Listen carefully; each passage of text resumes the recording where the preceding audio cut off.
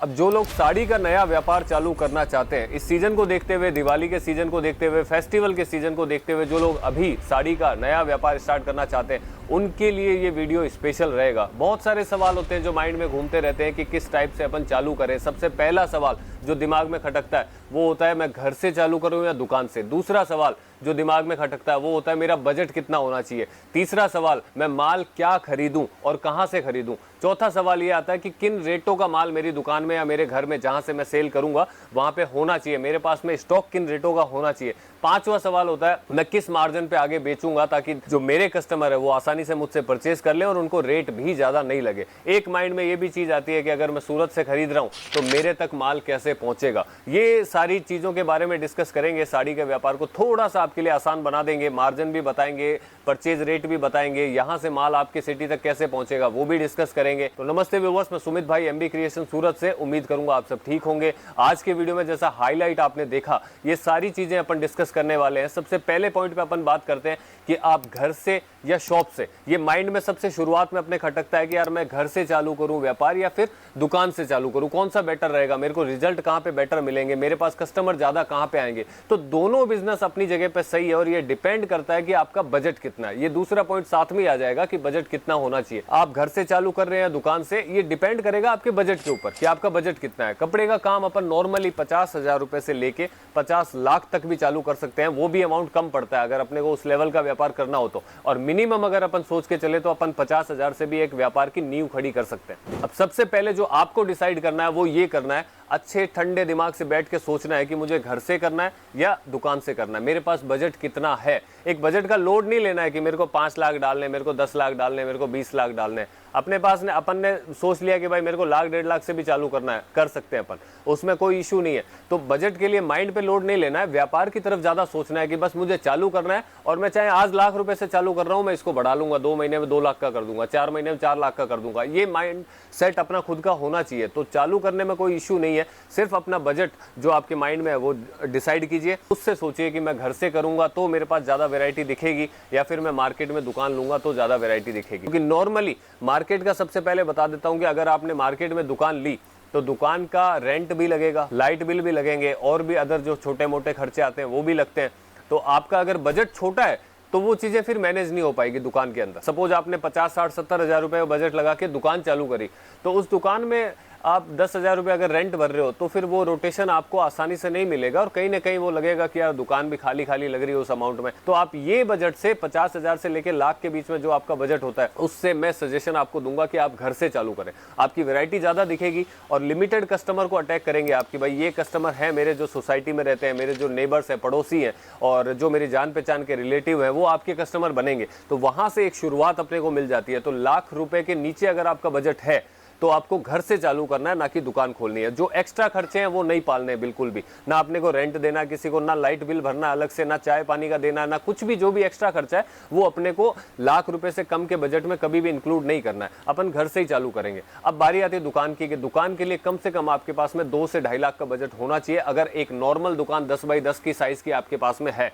या 10 बाई 12 है, या 10 बाई 15 है, या 10 बाई 18 है, इस साइज की अगर कोई भी दुकान है तो कम से कम 2 से 2.5 लाख रुपए का आपका बजट होना चाहिए। अब आइटम कौन कौन से रखते हैं इसके बारे में भी बात कर लेते हैं कि आइटम आप सबसे पहले डिसाइड कीजिए आपके एरिया में सबसे ज्यादा बिकने वाला आइटम कौन सा है। जैसे आप यूपी बिहार से हैं, ज्यादा फोकस कीजिए साड़ी के ऊपर। अगर जो मुस्लिम इलाका है तो ज्यादा फोकस कीजिए सूट के ऊपर। और नॉर्मली जैसा रेडीमेड चलता है ना, तो अगर उस पर भी फोकस कर सकते हैं कि अगर 2 आइटम रखने हो, अपना बजट ज्यादा है, ठीक है, 2 से 3 लाख रुपए बजट है, तो अपन कोई भी 2 आइटम मेंटेन कर सकते हैं उसके अंदर। तो मेंटेन में साड़ी, अगर मेन फोकस अपन ने साड़ी पे कर लिया कि साड़ी रख ली, उसके साथ में दूसरा आइटम रेडीमेड रखें या फिर आप सूट रखें, दोनों में से एक आइटम, या तो रेडीमेड या सूट मटेरियल, इन दोनों में से एक आइटम साथ में ऐड कर सकते हैं। और आपको लगे कि नहीं मेरे एरिया में सूट या रेडीमेड की इतनी खपत नहीं है, मुझे सिर्फ साड़ी में ही जाना है, तो और ज्यादा बेटर होगा। क्योंकि 2 से 2.5 लाख के बजट के अंदर भी अगर अपन एक आइटम में गए तो अपनी पूरी दुकानदारी सेटअप हो जाती है, बहुत वैरायटी आ जाती है उसमें, दिखाने के लिए भी बहुत आएगी, आप खुद थक जाएंगे कस्टमर को दिखाते दिखाते, इतनी वैरायटी आपके पास में हो जाएगी। तो ये बजट की बात कर ली और दुकान या घर से कैसे सेटअप करें इसके बारे में बात कर ली।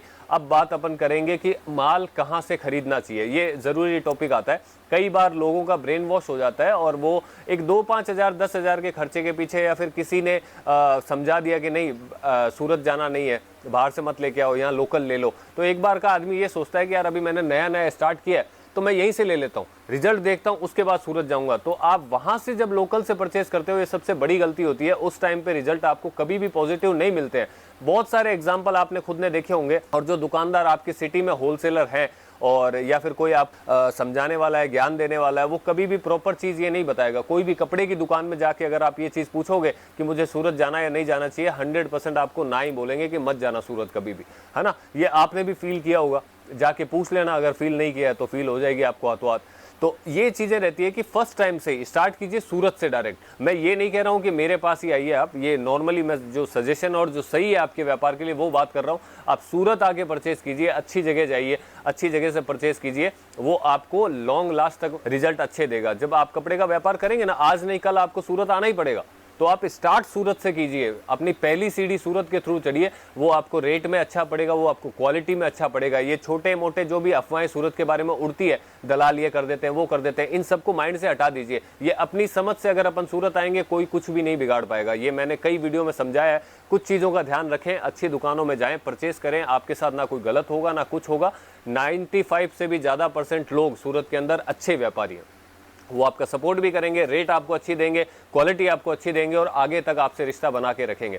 बस ये रोड के दलालों से, रिक्शा वालों से, ऑटो वालों से और होटल वाले, जो होटल वाले भी गाइड करते हैं, हमारे मामा चाचा की दुकान है, उनके थ्रू कभी भी मत आइए। तो ये चीज़ें हो जाती है। सूरत से परचेस करना सबसे बेटर रहता है। तो छोटी मोटी अफवाह को साइड में रख के, अवॉइड करके सूरत आइए, परचेज यहाँ से कीजिए और अपना व्यापार सेट कीजिए। ये था कि लोकल से परचेज नहीं करना है। वो लोकल से परचेज तब होता है जब अपने को लगता है ना कि एक रनिंग काम है, अभी यार कुछ आइटम चाहिए, 16-20 पीस कंटिन्यू चाहिए, और एक कस्टमर है जो मेरा ख़राब नहीं हो जाए इस 16-20 पीस के चक्कर में। कोई बात नहीं है, 10-20 रुपए 50 रुपए लोकल होलसेलर को ज़्यादा देके एक बार अर्जेंट में अपन ने 12-16-20 पीस खरीद लिया और कस्टमर को सेटिस्फाई कर दिया, वो वहाँ पे ठीक है।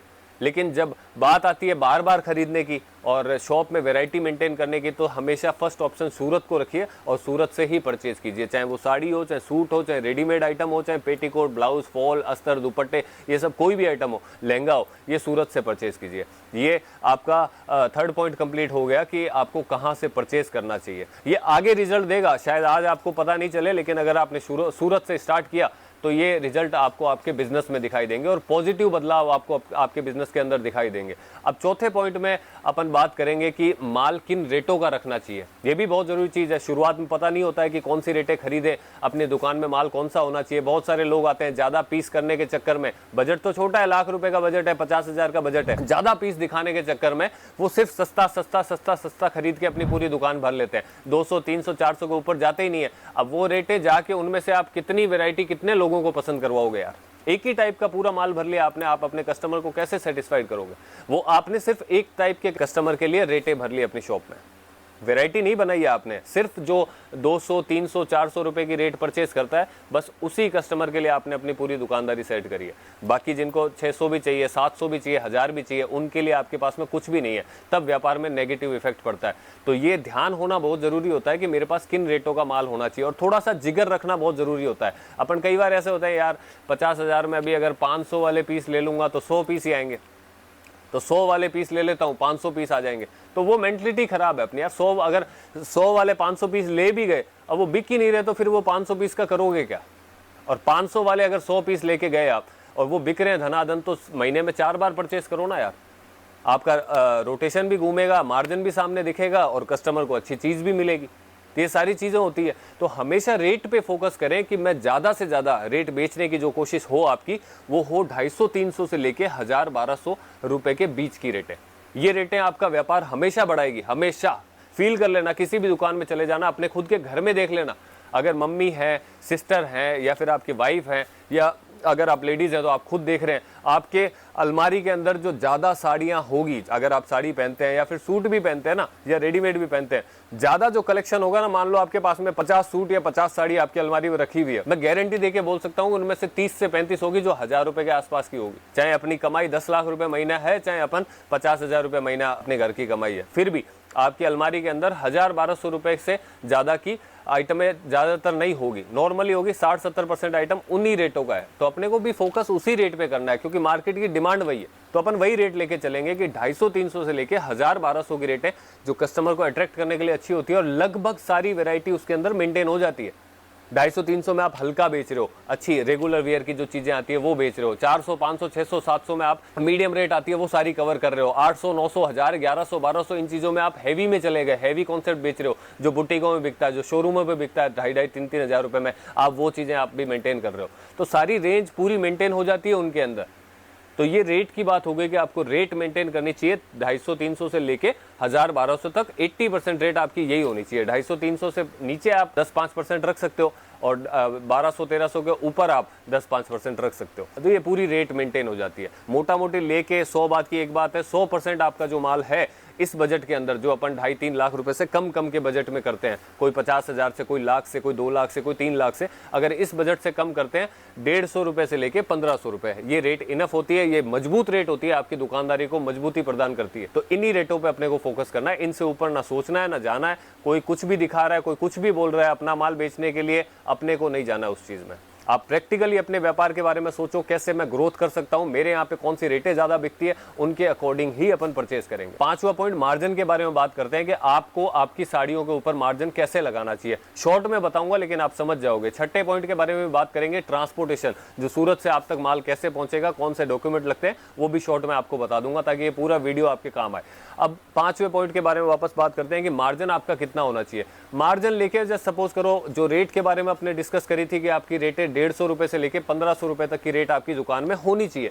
अब आपको मार्जिन जो लेना है, जो रेटें आपने 500 के नीचे परचेस करी है, 250, 300, 350, 400, 450, यहां तक जो आपने खरीदी है ना, जो आपकी खरीदी रेट बता रहा हूं मैं, उनके ऊपर अपने को अगर व्यापार सेट करना है तो सुनना है तरीके से। ये पॉजिटिव और जेन्युइन चीज बताऊंगा 100%।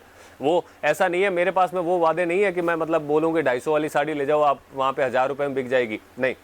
जेन्युइन मार्जिन बताऊंगा। जो आपके पास में कोई दुकानदार बैठा है 5 साल से दुकान लेके, 10 साल से दुकान लेके, उसके कंपटीशन से भी आपकी बेटर रेट होगी, ये ऐसा मार्जिन बताऊंगा। तो जो आप 500 के नीचे खरीद रहे हैं ना सूरत से, उन पे आपको मैक्सिमम 35 से लेके 40%, यानी 35% से लेके 40% तक मार्जिन ही लगाना है 500 के नीचे जो आपने परचेस करी है।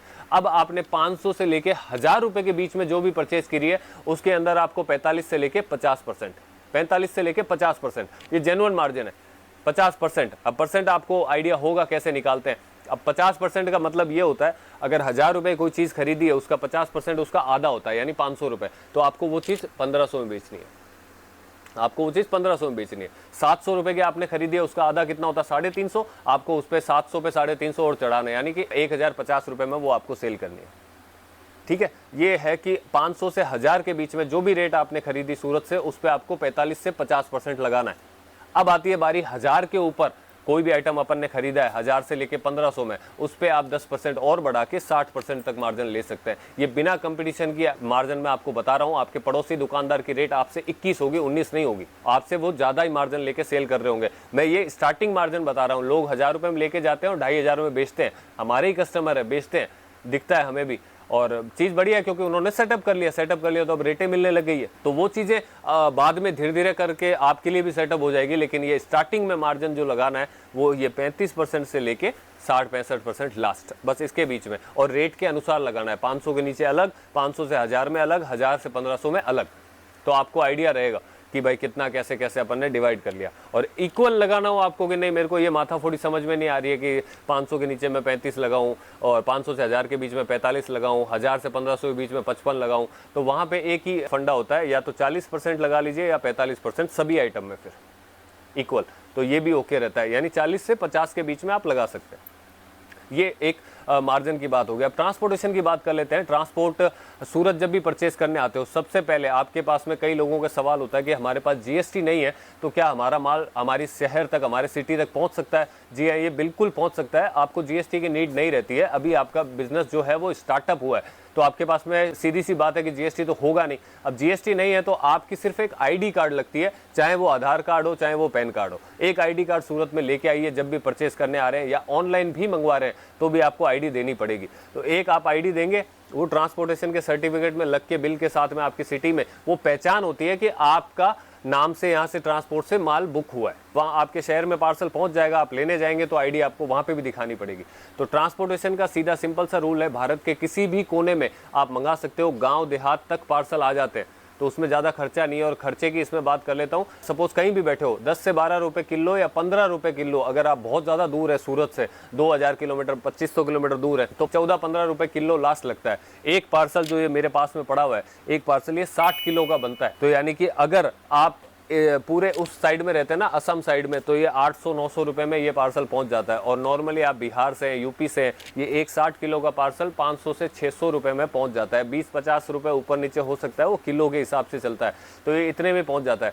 बाकी ये आपके शहर में कहाँ पे आएगा पार्सल, किस जगह पे आएगा, आपको कैसे पता चलेगा, वो सारी डिटेल जब आप परचेस करेंगे तो हम आपको देंगे। ट्रांसपोर्ट का बिल्टी रसीद बनता है, माल जैसे ही बुकिंग होगा एक रसीद आएगा, वो हम आपको व्हाट्सअप करेंगे। साथ ही साथ आप सपोज कर लो पटना शहर से है ना, या फिर लखनऊ से या कानपुर से, तो वहाँ का लोकल जो एड्रेस होगा वो हम आपको व्हाट्सअप करेंगे कि भाई ये एड्रेस है, वहाँ पे आप अपना पार्सल कलेक्ट कर लीजिए। और जैसे ही आपकी सिटी में पार्सल पहुँचेगा, ट्रांसपोर्ट वाले का खुद का सबसे पहले आपके पास में फ़ोन आएगा कि आपके 2 पार्सल हैं, आपके 10 पार्सल हैं, आपका 1 पार्सल है, वो हमारे पास में आया आपके नाम से, तो ये कलेक्ट कर लीजिए।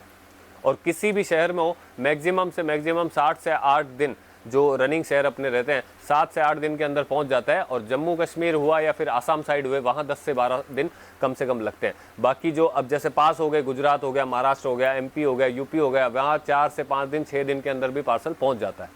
तो ये ट्रांसपोर्टेशन की जानकारी थी। उम्मीद करूंगा वीडियो ठीक लगा होगा, नॉर्मल सा था, इन्फॉर्मेटिव था कि आपको पता हो किस टाइप से अपन स्टार्ट कर सकते हैं, रेट कैसे, मार्जिन कैसे, खरीदें किस रेट में, कहाँ से खरीदें और बजट क्या, ये सारी चीज़ें तो ये डिस्कस करा मैंने। जल्दी नया वीडियो लेके आऊँगा, टैग के बारे में जल्दी आपको बताऊंगा कि कपड़ों पे प्राइस टैग, ये बहुत बड़ा टॉपिक है और बहुत सारे लोग उलझ जाते हैं और अपना व्यापार इस चक्कर में कई बार फेल कर लेते हैं। उनको पता ही नहीं होता रेट कैसे लगानी होती है, रेट कैसे लगानी होती है, वो भी अपने आप में एक फंडा है। तो बहुत ज़बरदस्त वीडियो जल्दी लेके आऊँगा आपके लिए, वो भी देखना। और आप सबके प्यार के लिए बहुत बहुत धन्यवाद। मिलता हूँ जल्दी अगले वीडियो में, तब तक के लिए आप सब अपना ध्यान रखिए। Thank you.